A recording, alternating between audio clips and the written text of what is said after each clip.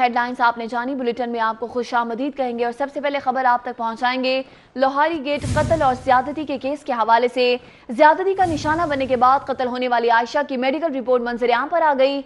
Medical report में आयशा के साथ ज्यादती की तस्दीक कर दी गई है, जबकि लोहारी गेट ज्यादती का निशाना बनने के बाद कत्ल होने वाली आयशा की मेडिकल रिपोर्ट भी मंजर-ए-आम पर आ गई, जिसमें आयशा के साथ ज्यादती की तस्दीक कर दी गई है। मेडिकल रिपोर्ट के मुताबिक आयशा के जिस्म के मुख्तलिफ हिस्सों पर तशद्दुद और खराशों के 10 से ज्यादा निशानात मौजूद हैं, जबकि आयशा को ज्यादती का निशाना बनाने के बाद गला दबाकर कत्ल किया गया है। पुलिस का इस हवाले से कहना है कि आयशा की वालिदा फिरदौस बीबी उम्रे पर गई हुई हैं और आयशा के वालिद तारिक के बयान पर नामालूम मुल्जिमान के खिलाफ मुकदमा दर्ज किया गया है और आयशा के सगे मामू समेत 3 अफराद पुलिस की तहवील में हैं, जबकि आयशा के वालिदैन में 1.5 साल कबल तलाक हुई। वालिदा अपने मैके बच्चों के साथ रह रही थी।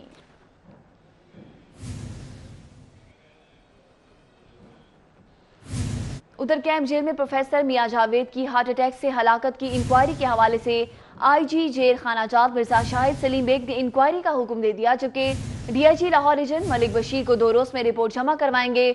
मलिक मुबशर कैंप जेल में पहुंच गए, इंक्वायरी शुरू कर दी गई है।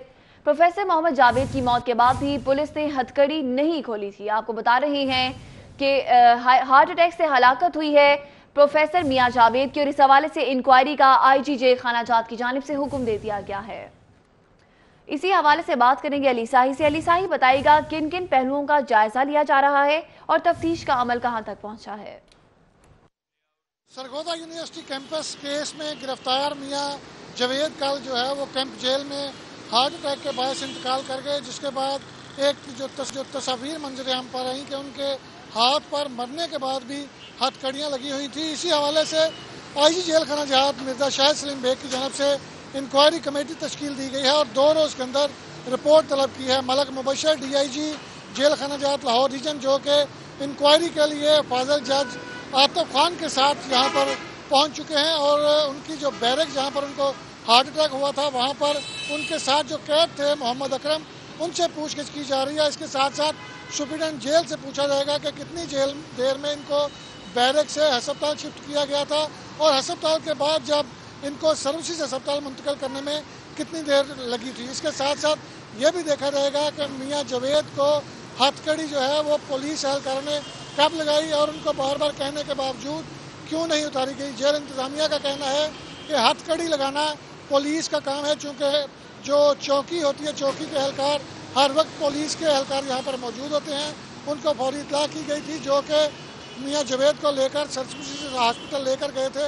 ये तमाम जिम्मेदारी पुलिस की है, ना कि जेल इंतजामिया की।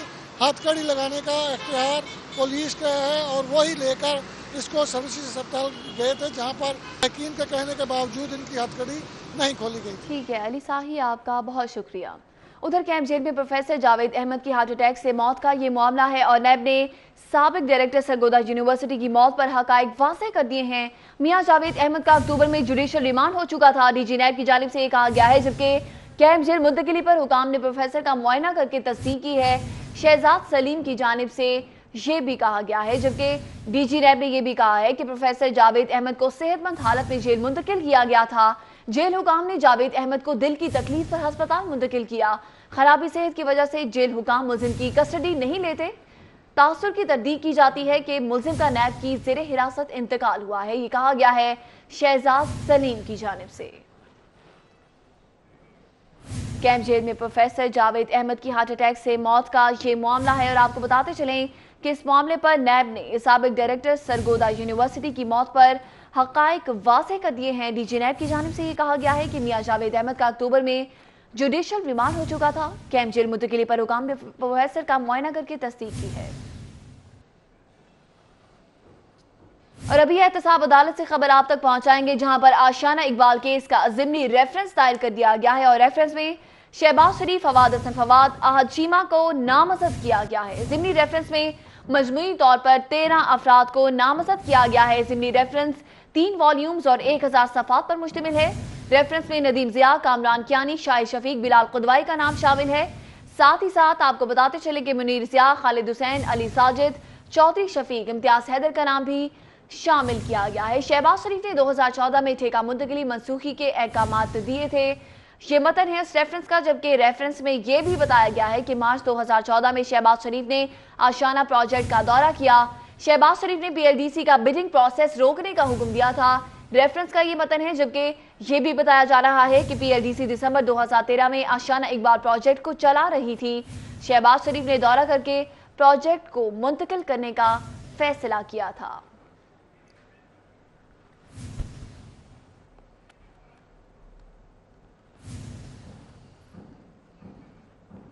उधर नैब में गिरफ्तार ख्वाजा साद रफी को कौमी असम्बली इजलास में शिरकत के बाद लाहौर वापस पहुंचा दिया गया है। आपको बताते चले कि नैब टीम ख्वाजा बरादरान को नैब ऑफिस से एहतसाब अदालत के लिए लेकर रवाना। ख्वाजा बरादरान को सख्त सिक्योरिटी में एहतसाब अदालत लाया जा रहा है। मनाज़िर भी आप अपनी टेलीविजन स्क्रीन पर देख सकते हैं। नैब में गिरफ्तार ख्वाजा साद रफी को कौमी असम्बली इजलास में शिरकत के बाद लाहौर वापस पहुंचा दिया गया।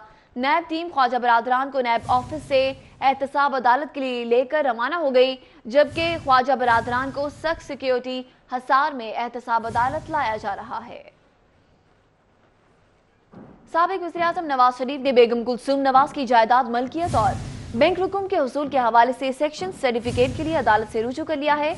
नवाज शरीफ ने बेगम कुलसूम नवाज की सेक्शन रिपोर्ट के लिए अदालत से रुजू कर लिया। बेगम कुलसूम नवाज के अकाउंट्स में 93,31,922 रुपए मौजूद हैं, जबकि 93,31,922 रुपए के हसूल के हवाले से सेक्शन रिपोर्ट दी जाए, ये कहा जा रहा है दरख्वास्त गुजार की जानिब से। जबकि इस हवाले से आपको मजीद बताते चलें कि यह भी मौक़िफ़ इख्तियार किया गया है कि बेगम कुलसूम नवाज का 9 सितंबर को इंतकाल हुआ है, डेथ सर्टिफिकेट साथ लफ किया जाए। जबकि कुलसूम नवाज के 4 अकाउंट्स में 93,31,000 से ज्यादा रकम मौजूद है। हबीब बैंक ब्रांच, शरीफ एजुकेशन सिटी में 15 लाख से ज्यादा रकम मौजूद है, जबकि स्टैंडर्ड चार्टर्ड गुलबर्ग ब्रांच में 73,85,691 रुपए मौजूद हैं। अवामी मसाइल के हवाले से आपको बताते चले कि टाउनशिप के ताजरों और अहले इलाका ने सुई गैस की बंदिश के बायस एहतजाज किया और इस हवाले से उन्होंने हुकूमत से मुतालबा किया है कि गुज़श्ता 3 माह से इलाके में गैस नहीं है, जिसके बायस उन्हें शदीद मुश्किलात का सामना है और वो महंगे दामों LPG खरीदने पर मजबूर हैं। इसी हवाले से बात करेंगे हसन अली से, जो कि इस वक्त वहाँ पर मौजूद हैं। जी हसन अली। जी बिल्कुल, मैं इस वक्त टाउनशिप में मौजूद हूँ और यहाँ पे जो अंजुमन ताजरान उमर चौक और यहाँ के जो रिहायशी हैं उनकी जानिब से गैस ना होने के वजह से जो है वो एहतजाजी मुजाहरा जो है वो किया गया है, जिसमें उन्होंने महकमा सुई गैस से और हुकूमत से मुतालबा किया है कि इस पूरे इलाके में जो है वो गैस की बंदिश है, गैस नहीं आ रही, जिसकी वजह से उन्हें शदीद मुश्किलात का सामना है।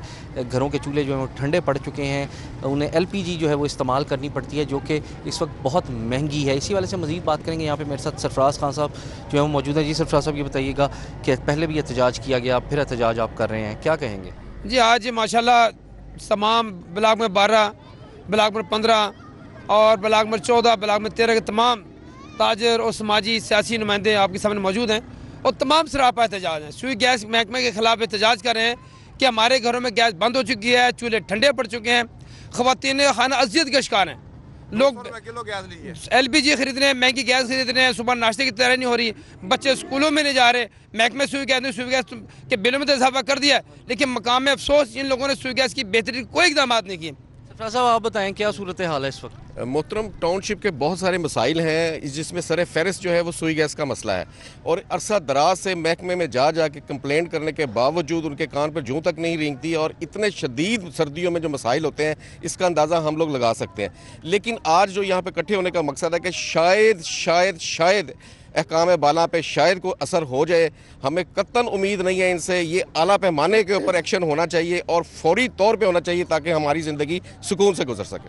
जी, जैसे कि मेरे साथ यहाँ पे शहरी और ताजिर जो है मौजूद थे, उनका यही कहना था कि फ़ौरी तौर पे इस मसले को हल किया जाए ताकि जो आम शहरी हैं, आम सार्फिन हैं, जो इस वक्त महंगे दामों LPG और लकड़ी खरीद कर ना गुजारा कर रहे हैं, उनकी जान छुट सके। अपील की जा रही है। बहुत शुक्रिया हसन अली। दूसरी जानिब आपको बताएंगे पंजाब फूड अथॉरिटी विजिलेंस और मीट सेफ्टी टीमों की जानिब से कार्रवाइयां जारी हैं। गैर कानूनी मिसबाखाने हैं जिनमें तैयार करदा गोश्त की फरोख्त पर 4 बीफ पॉइंट्स है जिन्हें सील कर दिया गया है। मजीद किस नौयत की कार्रवाई की जा रही है और कितने पॉइंट्स है जिन्हें जुर्माने आयद किए गए हैं, जानेंगे इमरान यूनुस से। जी इमरान यूनुस, बताइएगा किन किन पॉइंट्स के खिलाफ कार्रवाई की गई? जी, पंजाब फूड अथॉरिटी की जानिब से गैर कानूनी मिसबा खानों के खिलाफ तो कार्रवाइयाँ जारी हैं। इसके साथ साथ गैर कानूनी मिसबा खाने जहाँ पर मुजरे सेहत गोश्त की तैयारी होती है और उसके बाद फ़रोख्त होती है, ये गोश्त जिन दुकानों पर फ़रोख्त होता है, आज उन पॉइंट्स के खिलाफ पंजाब फूड अथॉरिटी ने कार्रवाई की है और इस कार्रवाई के दौरान 4 बीफ पॉइंट्स जो है इनको सील कर दिया गया है और 1300 किलो मुजरे सेहत गोश्त जो है वो पंजाब फूड अथॉरिटी टीमों की जानिब से कब्जे में ले लिया गया है। ये कार्रवाई जो है ये पंजाब फूड अथॉरिटी की विजिलेंस और मीट सेफ्टी टीमों ने की है। हजवेरी बीफ शॉप से 450 किलो गोश्त कब्जे में लिया गया है। इसी तरह जेलानी बीफ शॉप से भी 400 किलो मुजरे सेहत गोश्त बरामद किया गया है। नुमान बीफ शॉप से 300 और शहजाद बीफ शॉप से 150 किलो नाकिस गोश्त जो है वो जब्त कर लिया गया है। टोटल 4 मीट शॉप से 1300 किलो मुजरे सेहत गोश्त जो है वो कब्जे में लेकर तलब करने के लिए पैम्पो भट्टी रवाना कर दिया गया है। इस हवाले से DG Punjab food authority captain Mohammad Usman का कहना है कि शहरियों तक सेहत बख्श गोश्त की फराहमी पंजाब फूड अथॉरिटी की अव्वलीन तरजीह है। यही वजह है कि पंजाब अथॉरिटी की टीमें हफ्ते में पहले एक बार, लेकिन अब तकरीबन इमरान यूनुस साहब का बहुत शुक्रिया। दूसरी जानिब आपको बताएंगे शहरियों की जिंदगी भर की जमा पूंजी दांव पर लग गई। एलडीसीटी के मुस्तकबिल का फैसला कौन करेगा? एलडीए हुकाम ने मेगा स्कीम के मुस्तकबिल का फैसला अराजी मालिकान की तजावीज से मशरूत कर दिया है, जबकि एलडीए हुकाम ने खुद फैसला साजी की बजाय अराजी मालिकान से तजावीज तलब कर ली है। मजीद जानेंगे दुरे नायाब से। जी दुरे नायाब, क्या तफसीलात हैं? जी बिल्कुल, एलडीए का जो मेगा सिटी प्रोजेक्ट है एलडी सिटी, अब उसके जो अंदर शहरियों की इन्वेस्टमेंट है, उनकी ज़िंदगी भर की जमा पूंजी है, वो अब स्टेक पे लग चुकी है, क्योंकि एलडीए हुकाम इस हवाले से कोई फैसला करने से कासिर हैं और ऐसा लग रहा है कि जान छुड़ाते नज़र आ रहे हैं, क्योंकि एलडी सिटी का केस बैक वक्त नैब, एंटी करप्शन और एफआईए में है, जबकि इसमें सुप्रीम कोर्ट ने सोमोटो लिया हुआ है। अब 29 तारीख को हेयरिंग है सुप्रीम कोर्ट में, जिसमें एलडी हुकाम ने वे फॉरवर्ड देना है और अब एलडी हुकाम ने वे फॉरवर्ड देने के लिए अपनी जिम्मेदारी से जो है वो कतराते नज़र आते हैं और इस हवाले से अराजी मालकान से तजवीज़ मांगी गई है कि वो इस स्कीम में अराजी देना चाहते हैं, नहीं देना चाहते। अगर बात की जाए इस पूरी स्कीम की तो 58,000 केनाल पे थी, जिसके बाद 17,000 केनाल मौजा तूड़ राइज के तनाज़े के बाइस निकाल दिया गया और अब 41,000 केनाल पर ये अराजी है, जबकि 15,000 के करीब सिर्फ ज़मीन अब तक एक्वायर की जा चुकी है। 7 सालों में 50% ज़मीन भी ना लेना एक सवालिया निशान है। डेवलपर्स का 1 साल से कॉन्ट्रैक्ट जो है तो सी नहीं हो रहा, वो भी एक सवालिया निशान है। फ्रॉड के बाइस, लोगों के साथ धोखाधड़ी के बाइस तमाम जो डेवलपर्स हैं वो इस वक्त नैब की हिरासत में है। ज़मीन सरकार को कम दी गई, फ़ाइलें 10,000 के करीब बेच दी गई शहरियों को और जब उसको बैलेंस किया गया तो ज़मीन कम थी, फ़ाइलें ज़्यादा मार्केट में थी। इसकी भी नैब तहकीकात कर रहा है और डेवलपर्स जो 5 इसके थे उनको हिरासत भी लिया हुआ है। ताहम अब एलडीए ने तजावीज़ मांगी है राजी मालकान से कि वो बताएं कि वो ज़मीन किस तरह देंगे। एलडीए ने तमाम हरबे अजमाली फ्रेंडली एक्विजिशन भी की है। जी ठीक है दुरे नायाब, आपका बहुत शुक्रिया। रुख करेंगे ज़बान पाक का, जहां पर ईडन हाउसिंग के मुतासरीन की जानिब से एहतजाज किया जा रहा है और एहतजाज के बायस आपको बताते चलें कि केनाल रोड पर ट्रैफिक जैम हो चुका है, जिसके बायस शहरियों को शदीद मुश्किलात का सामना है। गाड़ियों की लंबी कतारें लग गई। मुजाहिरीन के डॉक्टर अमजद को गिरफ्तार करो, ईडन फ्रॉड मुर्दाबाद के नारे लगाए जा रहे हैं, जबकि नैब की प्ली बारगेन नामंजूर के नारे भी लगाए जा रहे हैं। मुजाहिरीन की जानिब से नारेबाजी की जा रही है और आपको बताते चलें कि प्लॉट के बदले प्लॉट 2 के नारे भी लगाए जा रहे हैं। 2010 से रकूम अदा कर दी गई है, मुतासरीन की जानिब से ये कहा जा रहा है, जबकि 2013 में प्लॉटों का कब्जा मिलना था, अब तक नहीं मिला। मुजाहिरीन की जानिब से एहतजाज के दौरान ये भी कहा गया है। फिजाई मनासिर भी आप अपनी टेलीविजन स्क्रीन पर देख सकते हैं। केनाल रोड के मनासिर हैं जहां पर इस वक्त ट्रैफिक का शदीद दबाव है, ट्रैफिक जैम है, मिनटों का सफर है जो कि इस एहतजाज के बाद घंटों में तय किया जा रहा है। शहरी ज़हनी अजियत से दो चार हैं, ज़हनी अजियत में मुब्तला है। इस हवाले से शहरियों को शदीद मुश्किलात का भी सामना है। ज़मान पाक के मनासिर हैं जहां पर ईडन हाउसिंग के मुतासरीन हैं, जिनकी जानिब से यह एहतजाज किया जा रहा है। मुतासरीन की जानिब से कहा गया है कि जब तक उनके मुतालबात पूरे नहीं हो जाते ये एहतजाज, ये धरना ऐसे ही जारी रहेगा। जबकि मनासिर भी आप अपनी टेलीविजन स्क्रीन पर देख सकते हैं कि मुजाहिरीन प्ले कार्ड्स उठाए एहतजाज कर रहे हैं।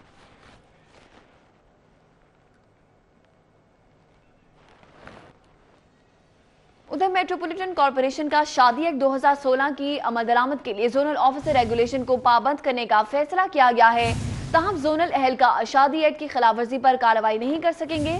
शादी एक्ट की खिलाफ वर्जी पर कार्रवाई सिर्फ जोनल ऑफिसर रेगुलेशन की मौजूदगी में ही हो सकेगी। इसी हवाले से बात करेंगे राव दिलशाद हुसैन से। जी राव दिलशाद, क्या तफसीलात हैं? बिल्कुल जी, शादी एक्ट 2016 की खिलाफ वर्जी का इंकशाफ हुआ। आपको ये बताएं कि शादी एक्ट की कार्रवाई के हवाले से जो मेट्रोपॉलिटन कॉरपोरेशन के जोनल ऑफिसर्स हैं वो नहीं जा पाते शादी एक्ट की खिलाफ वर्जी पर, और जो जोनल अमला है वो ऑफिसर्स की वहाँ पर नुमाइंदगी करता है जहाँ पर भी शादी एक्ट की खिलाफ वर्जी हो रही है। तो इस पर नोटिस दिया गया है। Chief officer metropolitan corporation Mahmood Masood Tamanna ने इस हवाले से नोटिस लिया है, और आपको ये बताएं कि अब पाबंद कर दिया गया है कि सिर्फ जोनल ऑफिसर रेगुलेशन ही जाएगा तो किसी भी शादी की वायलेशन के ऊपर जो है वो कार्रवाई हो सकेगी। आपको ये बताएं कि जो शख्स जो शख्स है वो अगर कार्रवाई करने के लिए जाता है और वो जो शादी एक्ट के हवाले से जो कमेटी कॉन्स्टिट्यूट की गई है उस कमेटी का मेंबर नहीं, तो वो गैर कानूनी तौर पर जो है वो इसमें मुलव्वस पाया जाएगा। आपको ये बताएं कि तंबीह भी की गई है चीफ ऑफिसर मेट्रोपॉलिटन कॉरपोरेशन की जानिब से कि अगर कोई इन्फोर्समेंट इंस्पेक्टर या कोई अहलकार जो है वो किसी भी शादी के हवाले से कार्रवाई करने पहुंचा तो उसके खिलाफ डिसिप्लिनरी एक्शन जो है वो लिया जाएगा। ताहम सिर्फ उसी जगह पर कार्रवाई अमल में लाई जाएगी जहां पर जोनल ऑफिसर रेगुलेशन मौजूद होगा, यानी हर सूरत में जोनल ऑफिसर रेगुलेशन की मौजूदगी को यकीनी बनाने के हवाले से जो ऑफिस ऑर्डर है वो जारी कर दिया गया है। मेट्रोपॉलिटन कॉरपोरेशन के चीफ ऑफिसर महमूद मसूद तमन्ना ने ये नोटिफिकेशन जारी किया है और आगाह कर दिया गया कि आइंदा कोई भी जो इन्फोर्समेंट। हुसैन, आपका बहुत शुक्रिया।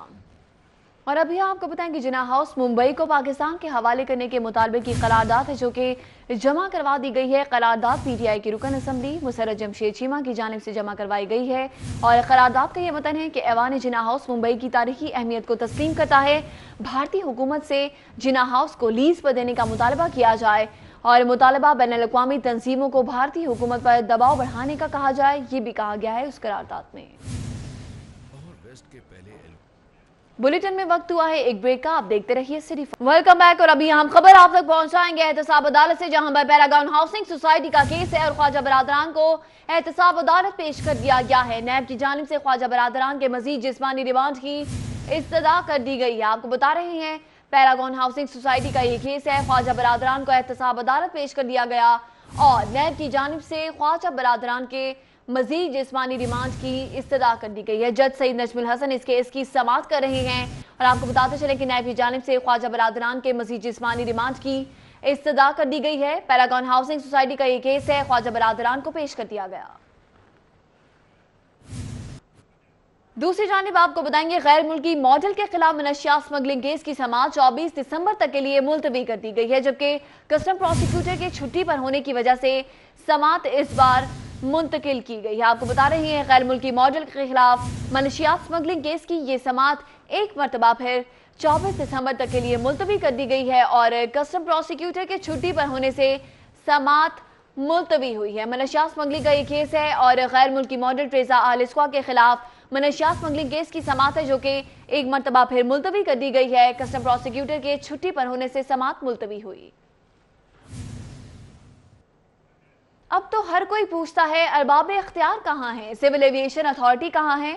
लाहौर एयरपोर्ट लारी अड्डा बन गया। एयरलाइन किराए में बेपना इजाफे पर बड़े पैमाने पर टिकटें ब्लैक होने लगी, जबकि बच्चों की छुट्टियां और क्रिसमस की आमद पर PIA air blue Syrian airline दोनों हाथों से मुसाफिरों को लूटने लगी हैं। जबकि लाहौर से कराची का टिकट है जो कि 37,000 में फरोख्त किया जा रहा है। एक मरतबा फिर आपको बताएंगे अरबाब इख्तियार कहाँ है, सिविल एविएशन अथॉरिटी कहाँ है, हर कोई ये सवाल करने लगा है।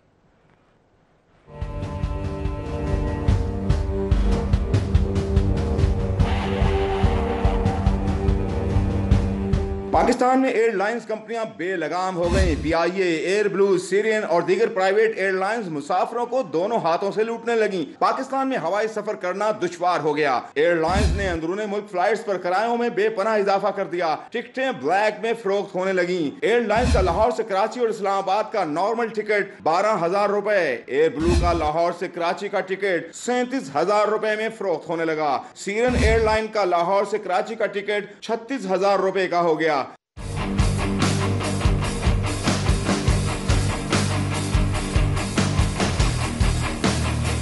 PIA का लाहौर से कराची का टिकट 26,000 में फरोख्त होने लगा। एयर ब्लू का कराची से इस्लामाबाद का टिकट 35,000 में फरोख्त हो रहा है। सीरियन एयरलाइन का कराची से इस्लामाबाद का टिकट 35,000 का हो गया। PIA का कराची से इस्लामाबाद का टिकट 26,000 में फरोख्त होने लगा। तमाम कंपनियां बेलगाम हो गईं। हुकूमत ने भी खामोशी की चादर तान ली।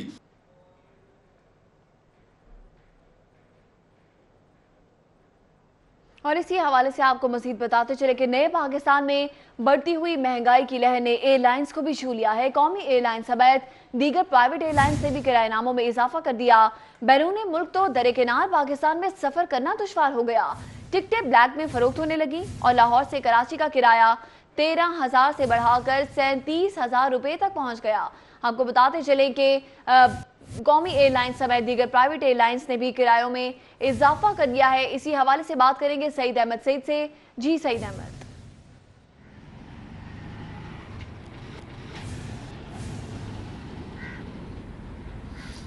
जी बिल्कुल, नए पाकिस्तान में बढ़ती हुई महंगाई की लहर ने जो है वो एयरलाइंस को भी जो है छू लिया है और कौमी एयरलाइंस में जो दीगर प्राइवेट एयरलाइन है उन्होंने अपने डोमेस्टिक किरायों में जो है वो तकरीबन 2 से 3 गुना इजाफा जो है वो खुद इजाफा जो है वो कर लिया है। और इस बात से जो मुसाफिरों में भी काफ़ी तशवीशनाक लहर जो है वो पाई जा रही है। उनका भी यही कहना है कि इस नए पाकिस्तान में जहाँ पेट्रोल, बिजली, गैस और दीगर अशिया महंगी हुई, वहाँ पर एक जो अशिया थी जो अहम अशिया थी लोगों की, मुसाफिरों के हवाले से एयरलाइन का जो सफ़र था वो भी महंगा जो है वो कर दिया गया है। और इस हवाले से जो सिविल एविएशन अथॉरिटी है वो ताहाल जो है वो खामोश तमाशाई जो है बनी हुई है। और माहिरीन के मुताबिक इसका सबसे अहम जो बुनियादी जो मकसद था किराया महंगा होने का जो बना है वो यही है कि जो शाहीन एयरलाइन को जो प्रवासी सिस्टम जो है वो बंद किया गया, जिसके बाद जो एक तलब और रसद के अंदर जो गैप है वो बढ़ चुका है। और मुसाफिरों की बहुतात के पेश नज़र जो जहाज़ों की कभी के बायस जो टिकटें हैं वो ब्लैक में फरोख्त जो है वो हो रही हैं। पहले एयर ब्लू का जो लाहौर से कराची किराया तकरीबन 13,500 रुपये था, अब वो तकरीबन 37,000 रुपये फिर टिकट जो है एक तरफा किराया जो है वो वसूल किया जा रहा है। जबकि कौमी एयरलाइन PIA का किराया जो तकरीबन 14,300 रुपये किराया था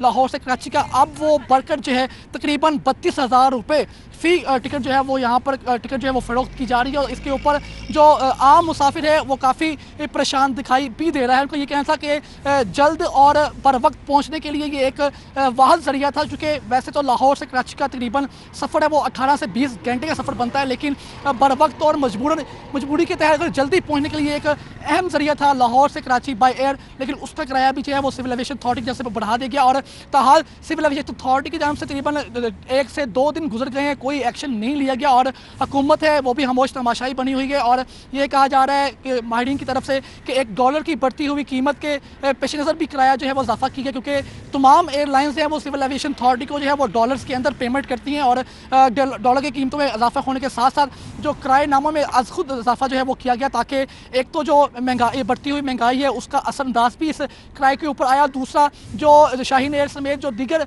ऑपरेशंस यहाँ पर लाहौर से कराची और लाहौर से इस्लामाबाद बंद हुए उसका जो लोड है वो तमाम तर PIA, एयर ब्लू और सेरीन एयर के ऊपर आया, जिसके पास टिकटें तो कम हो चुकी हैं, तैयारे कम है, लेकिन मुसाफिर ज़्यादा है, जिसके पेश नज़र जो आज खुद इजाफा जो है वो एयरलाइन की तरफ से किया गया। और इनमें एक जो माफिया है वो भी सरगर्म हो गया, उन्होंने ब्लैक में जो टिकटें हैं वो फरोख्त भी की जा रही हैं। तहारा मुसाफिर जो है वो परेशान दिखाई दे रहे हैं। उनका यही कहना है कि हुकूमत पाकिस्तान इस बात का नोटिस ले और सिविल एविएशन अथॉरिटी जो है वो होश के नाखून ले और मुसाफिरों के ऊपर जो अचानक एक बम गिराया गया है उसको फिलफोर जो है वो वापस लिया जाए।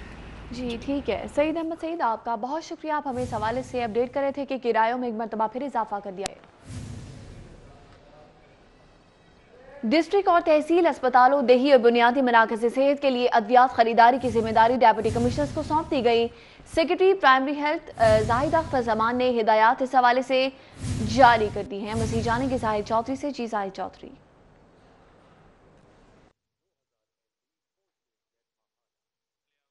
जी, महकमा प्राइमरी एंड सेकेंडरी हेल्थ की जानिब से तमाम अजला के तहसील और डिस्ट्रिक्ट अस्पतालों, रूरल और बेसिक हेल्थ यूनिट्स जो हैं उन समेत तमाम जो इलाजगाहें हैं, जो तिब्बी मराकज़ हैं, उनके लिए अद्वियात की ख़रीदारी की ज़िम्मेदारी जो है वो न सिर्फ जो है वो CEOs हेल्थ जो हैं उनको सौंपी गई थी, बल्कि अब डिप्टी कमिश्नर्स जो हैं तमाम अजला के, उनको ये टास्क दिया गया है कि वो अद्वियात की ख़रीदारी हर ज़िले में जो है अमल यकीनी बनाएं। डिप्टी कमिश्नर्स को बहसीत एडमिनिस्ट्रेटर डिस्ट्रिक्ट हेल्थ अथॉरिटी ये ज़िम्मेदारी जो है वो secretary primary and secondary health Zahid Akhtar Zaman की जानिब से सौंपी गई और उनकी जानिब से ये हिदायत की गई है तमाम डिप्टी कमिश्नर्स को कि वो बहसीत एडमिनिस्ट्रेटर DHA तमाम जो अद्वियात की प्रोक्योरमेंट का अमल है उसको जल्द अज जल्द मुकम्मल ना सिर्फ करवाएं बल्कि डिप्टी कमिश्नर्स जो है वो इस अमल को भी इंश्योर करें कि उनके ज़िले में डिस्ट्रिक्ट तहसील अस्पतालों और तमाम इलाजगाहें और जो मराकज़ सेहत हैं उनमें अद्वियात जो है वो यकीनी तौर पर मौजूद हों और मरीज़ों के इलाज मुआलजे में कोई भी तातल जो है वो पैदा ना हो सके। इस हवाले से secretary primary and secondary health की जानिब से तमाम डिप्टी कमिश्नर्स और CEOs हेल्थ जो हैं उनको ये भी हिदायत की गई है कि वो जो है वो रवां माह के दौरान ही इस अमल को जो है वो मुकम्मल करने की कोशिश करें और इसके साथ साथ जनवरी तक जो है ये तमाम प्रोक्योरमेंट मुकम्मल हो जानी चाहिए और इसके बाद जो है वो अद्वियात का नया स्टॉक जो है वो दस्तयाब होना चाहिए। और ये भी हिदायत की गई है कि जब तक अद्वियात की प्रोक्योरमेंट का अमल बल्क प्रोक्योरमेंट का अमल जो है वो मुकम्मल नहीं होता उस वक्त तक जो है वो लोकल परचेज़ के ज़रिए तमाम अजला जो हैं वो अपने इलाजगाहों और मराकज़ सेहत में अद्वियात का ज़ख़ीरा और उनकी वाफर मिकदार में मौजूदगी हिदायत भी जारी कर दी गई हैं। बहुत शुक्रिया साहिद चौधरी। दूसरी जानिब आपको बताएंगे पैक इम्तिहान में ड्यूटियां देने वाले 1,30,000 असातिज़ा को 8 माह गुजर जाने के बावजूद मुआवजा अदा न हो सका। पंजाब टीचर्स यूनियन ने मुआवजों की अदम अदायगी पर पैक इम्तिहान 2019 के बाइकॉट का ऐलान कर दिया है। क्या वजह है, जानेंगे जुनैद रियाज से। जी जुनैद बताइएगा। पंजाब एग्जामिनेशन कमीशन जिसके तहत 5वीं और 8वीं जमात के इम्तिहानात फरवरी 2018 में मुनक्कद हुए थे, लेकिन 8 माह गुजर जाने के बावजूद 1,30,000 के करीब जो है वो इम्तिहानी अमला था, जिसमें असातिज़ा, निगरान, एग्जामिनर्स और दीगर अमला शामिल था, जिन्हें अभी तक जो है वह मुआवजा अदा नहीं हो सके। और इसी हवाले से पंजाब टीचर यूनियन ने मुकम्मल तौर पर बाइकाट का ऐलान किया है कि वो बाइकाट करेंगे इम्तिहानात 2019 का, जो कि 1 फरवरी से शुरू हो रहा है। इसी वाले से हम बात करेंगे। पंजाब टीचर यूनियन के जनरल सेक्रेटरी राना लियाकत हमारे साथ मौजूद हैं। क्या वजूहात हैं, क्यों बाइकाट का ऐलान किया जा रहा है? बिस्मिल्लाहिर्रहमानिर्रहीम। बाइकाट का ऐलान इसलिए हम कर रहे हैं कि हमने 29 नवंबर को चीफ एग्जीक्यूटिव जो पंजाब एग्जामिनेशन कमीशन है उनसे मीटिंग की थी और उन्होंने कहा था कि हम दिसंबर में जो है ना वो पैसे आपको कन्वर्ट कर देंगे। 1,24,000 अमला है ये, लेकिन बदकिस्मती ये है कि आज तक जो है ना वो पैसे CEOs को नहीं मिले, जिसकी वजह से साजा में बेचैनी और इसराब पाया जा रहा है। और साजा का ये कहना है और यूनियन का भी ये कहना है कि हम अगर ये पैसे हमें पेमेंट नहीं की जाती तो हम बाइकाट पर मजबूर होंगे और इसका तमाम तर जिम्मेदारी जो होगी वो पंजाब एग्जामिनेशन कमीशन पर होगी। जहाँ तक पंजाब एग्जामिनेशन कमीशन का है वो ये कहते हैं कि जी चूँकि गवर्नमेंट तब्दील हुई है, हमें अभी तक बजट नहीं मिला, बजट जो ही मिलेगा हम आपको पेमेंट कर देंगे। लेकिन आप ये देखें कि 1 साल गुजरने को है, अभी तक पेमेंट नहीं की जा रही। अच्छा, आपकी मुलाकात भी हुई थी चेयरमैन पैक के साथ, तो उन्होंने क्या आपको यकीन दिलाया? उन्होंने ये कहा था कि हम 15 दिसंबर तक ये पैसे हैं ये चीफ एग्जीक्यूटिव को कन्वर्ट कर देंगे तमाम डिस्ट्रिक्ट एजुकेशन अथॉरिटी को और वहाँ से ये आपको पेमेंट हो जाएगी। लेकिन हमारी इतलात के मुताबिक जो हमने दफ्तरों को चेक किया है वहाँ पर अभी तक ये पैसे मुंतकिल नहीं किए गए, जिसकी वजह से असातिज़ा परेशान है। और आप देखें पंजाब में 1,24,000 मुलाजमीन हैं जिन्होंने ये अपनी ड्यूटियाँ सर अंजाम दी हैं, किसी ने मार्किंग की है। इवन यहाँ पर क्लास 4 के मुलाजमीन भी हैं जिन्होंने सेंटरों पे अपना काम किया है और फिर RI हैं, एग्जामिनर हैं, पेपर चेक करने वाले हैं। डेडलाइन देते हैं आप? हमारी डेडलाइन यही है कि हमें 31 दिसंबर तक पेमेंट दी जाए, वरना इसके बाद हम इसका बाइकाट कर देंगे। जी, आपने बात सुनी जनरल सेक्रेटरी राना लियाकत की, उन्होंने 31 दिसंबर की डेडलाइन दे दी। उनका कहना था कि 31 दिसंबर। ठीक है जुनैद रियाज, आपका बहुत शुक्रिया। एक और अहम खबर आप तक पहुंचाएंगे। मौसम सरमा की तातीलात से कबल स्कूल में बच्चों का आखिरी रोज है। आखिरी रोज स्कूलों में तलबा की हाजिरी मामूल से कम रही, जबकि हाजिरी कम होने से तलबा की निसाबी सरगर्मियां भी मुतासर हुई हैं। स्कूलों में मौसम सरमा की तातीलात का आगाज 24 दिसंबर से होगा। छुट्टियों का ऐलान होने के बाद से तलबा की हाजिरी में कमी हुई है, असातिज़ा की जानिब से ये बताया जा रहा है, जबकि असातिज़ा का मजीद कहना है कि छुट्टियों के बाद ही तलबा की हाजिरी में इजाफा होगा। लाहौर हाईकोर्ट मोहम्मद अनवारुल हक की रिटायरमेंट में सिर्फ 8 रोज बाकी हैं, जबकि चीफ सेक्रेटरी पंजाब और IG पुलिस की लाहौर हाईकोर्ट आमद हुई और चीफ जस्टिस से अलविदाई मुलाकात भी की गई है। मनाज़िर भी आप अपनी टेलीविजन स्क्रीन पर देख सकते हैं। चीफ जस्टिस से अलविदाई मुलाकात हुई है चीफ सेक्रेटरी पंजाब और IG पुलिस की लाहौर हाईकोर्ट आमद पर। Chief justice Lahore high court Mohammad Anwarul Haq की रिटायरमेंट में सिर्फ 8 रोज बाकी रह गए। मारूफ क्लासिकल गायक उस्ताद अख्तर खान इंतकाल कर गए। नमाज जनाजा 1:30 बजे जनाजा पिंडी कब्रिस्तान शाहदरा टाउन में अदा की जाएगी। एक मरतबा फिर आपको बताएंगे, मारूफ क्लासिकल गायक उस्ताद अख्तर खान इंतकाल कर गए, जबकि नमाज जनाजा 1:30 बजे जनाजा पिंडी कब्रिस्तान शाहदरा टाउन में अदा की जाएगी।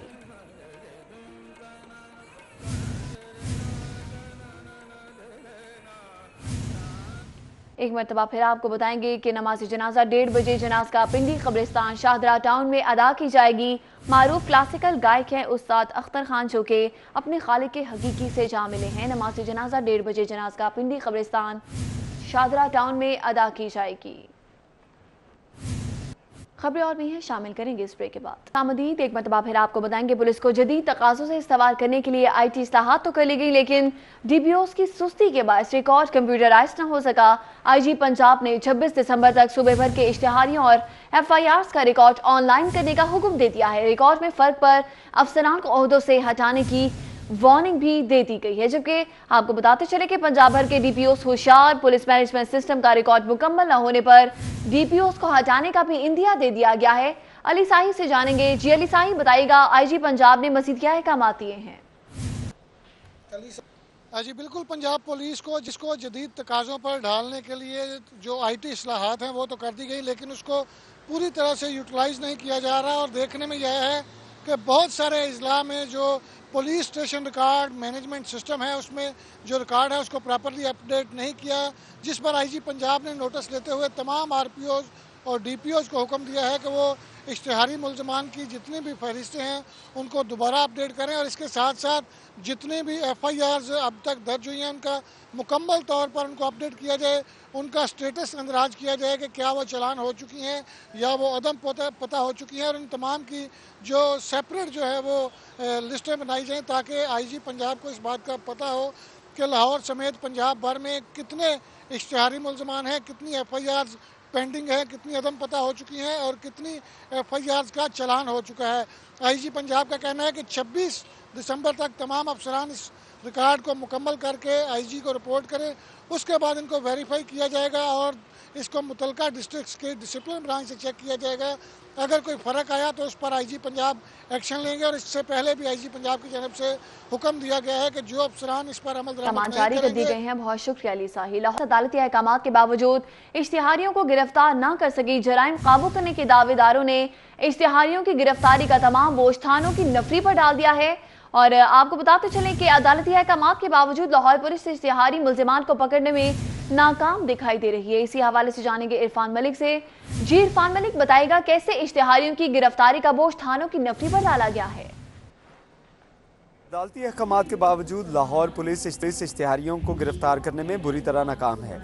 रवां साल अगर बात की जाए तो लाहौर पुलिस सिर्फ 1097 जो इश्तिहारी हैं जो A कैटेगरी हैं कि उनको गिरफ्तार करने में कामयाब हुई, जबकि ओवरऑल अगर इश्तिहारियों की तादाद देखी जाए तो लाहौर में 10,000 से ज़ायद इश्तिहारी जो मौजूद हैं। अदालत की जानिब से लाहौर पुलिस को अहकाम दिए गए थे कि इश्तिहारियों की गिरफ्तारी के लिए तमाम इकदाम किए जाएँ, और इन्हीं इकदाम की रोशनी में लाहौर पुलिस ने थानों की नफरी के ऊपर बोझ डाल दिया है। और इस बोझ ये इस चीज़ का है कि इश्तिहारियों की गिरफ्तारी के लिए थानों की नफरी को जो पैसे नहीं, अखराजात जो वहाँ पे आते हैं उसके लिए कोई पैसा जो है वो नहीं दिया जा रहा, कोई फ़ंड नहीं दिया जा रहा, जिसकी वजह से तमाम तर बोझ जो है वो थानों की नफरी पे चला गया है। और थानों में इंचार्ज इन्वेस्टिगेशन SHOs या दीगर जो एहलकार हैं जो इश्तिहारियों की गिरफ्तारी के लिए काम कर रहे हैं, वो तमाम के तमाम अखराजात, उसमें ट्रैवलिंग के अखराजात, उनमें इंफॉर्मेशन के अखराजात और दीगर जो अखराजात हैं वो उनको अपनी जेबों से अदा करने पड़ रहे हैं। इस हवाले से जो एहलकार हैं उन्होंने भी शिकवा अदा किया और अफसरान ने भी शिकवा अदा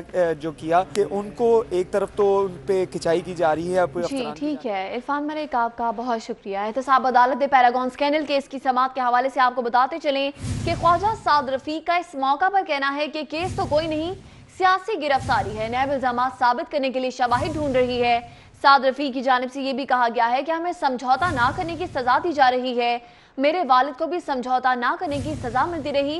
ख्वाजा साद रफीक की जानिब से ये कहा गया है कि समझौता नहीं करेंगे, सजा के लिए हम तैयार हैं। एक बार फिर आपको बताएंगे एहतसाब अदालत में पैरागॉन स्कैंडल केस की समाअत हुई है और इस मौका पर ख्वाजा साद रफीक का कहना है कि केस तो कोई नहीं, ये सियासी गिरफ्तारी है। एक और खबर आप तक पहुंचाएंगे एहतसाब अदालत से, जहां पर साफ पानी करप्शन केस की समाअत और मुल्जिम कमरुल इस्लाम वसीम अजमल के जुडिशल रिमांड में 11 रोज की तौसीह कर दी गई। मुल्जिमान को दोबारा 2 जनवरी को एहतसाब अदालत के रूबरू पेश किया जाएगा। तफ्तीशी के पेश न होने पर अदालत का सख्त इजहार बरहमी, जबकि रिमार्क्स दिए गए हैं कि क्यों ना पेश होने पर तफ्तीशी अफसर की तनख्वाह बंद करने का हुक्म दिया जाए। अदालत ने तफ्तीशी को आज तक के लिए रिपोर्ट पेश करने की मोहलत दे दी है। एक मरतबा फिर आपको बताएंगे एहतसाब अदालत से खबर है, जहां पर मुल्जिम कमरुल इस्लाम वसीम अजमल के जुडिशल रिमांड में 11 रोज की तौसीह कर दी गई है और मुल्जिमान को दोबारा 2 जनवरी को पेश होने का हुक्म दिया गया है। पंजाब में नवाज लीग को एक और धचका, अजला के चेयरमैन साथ छोड़ गए। आपको बताते चले कि 15 अजला के चेयरमैन हैं जो कि नून लीग का साथ छोड़ गए हैं। लाहौर में 15 अजला के चेयरमैनों की अब्दुल अलीम खान से मुलाकात हुई है, जबकि आज वजीर आजम से मुलाकात में शमूलियत का बाकायदा ऐलान करेंगे। आपको एक मरतबा फिर बताएंगे, पंजाब में नवाज लीग को एक और धचका मिला है। 15 अजला के चेयरमैन साथ छोड़ गए। लाहौर में 15 अजला के चेयरमैनों की अब्दुल अलीम खान से मुलाकात और आज वजीर आजम से मुलाकात में शमूलियत का बाकायदा ऐलान किया जाएगा। 15 अजला हैं जिनके चेयरमैन नून लीग का साथ छोड़ गए हैं। लाहौर में 15 अजला के चेयरमैन के अब्दुल अलीम खान से मुलाकात हुई है और आज वजीर आजम से मुलाकात में शमूलियत का बाकायदा ऐलान किया जाएगा। खबरें और भी हैं, शामिल करेंगे इस ब्रेक के बाद। आप हमारे साथ ही रहिए।